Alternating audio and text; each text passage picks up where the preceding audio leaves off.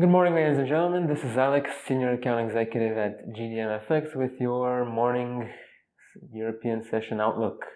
We'll start with the North American markets. The dollar weakened against its main rivals Thursday after a report showed the U.S. manufacturing sector grew at its slowest pace in more than 2 years, and investors looked ahead to today's NFP data. We had the ISM manufacturing PMI come out 0.4 worse than expected. ISM prices paid 1.3 worse than expected.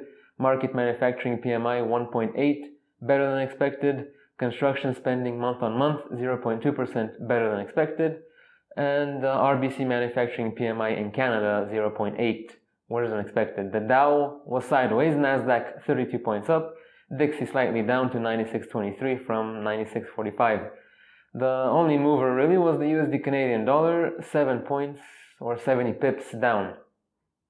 Today is the big data, NFP data, and unemployment rate in the US.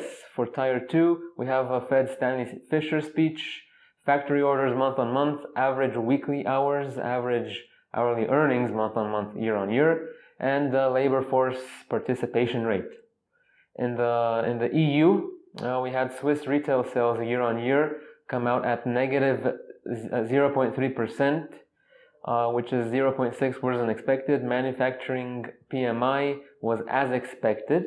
The German market manufacturing PMI was 52.3, slightly lower, and the French market manufacturing PMI is also it's slightly higher by 0.2 points. The DAX 30 is 200 points down. There was also a speech by Mario Draghi overnight, but he mainly talked about the European Union and its fundamentals and how it faces its problems together. He said the progress achieved over the past 3 years to stabilize and strengthen the euro is real. Growth is returning. The way forward is well identified, and we will not rest until our monetary policy is complete.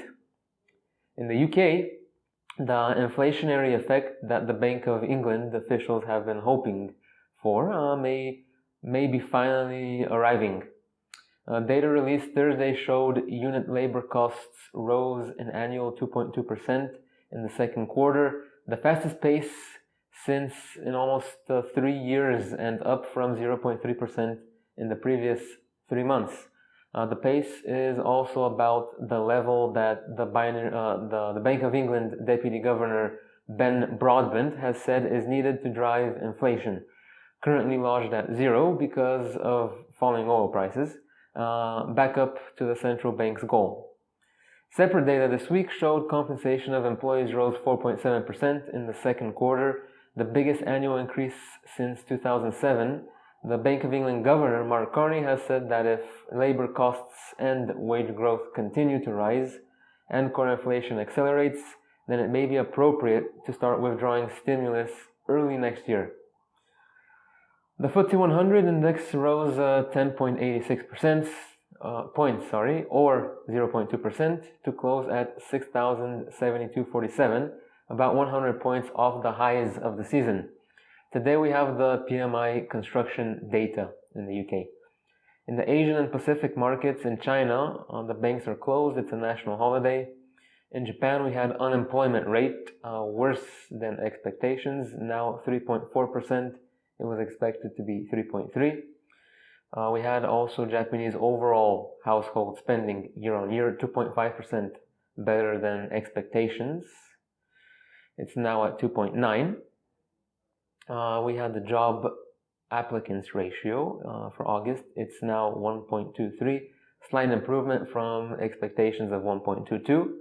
And down south, Australian retail sales 0.4%, which is 0.1% less than previous. Australian US dollar have a positive spike towards weekly heights on the back of positive retail sales data. The gains were quickly erased by the bears, returning the pair to the psychological support at 70 US cents. Traders are on standby to see the unemployment reading from the NFP in the US today, as well as looking towards the RBA interest rate decision next week. For commodities, we had the natural gas storage change come out.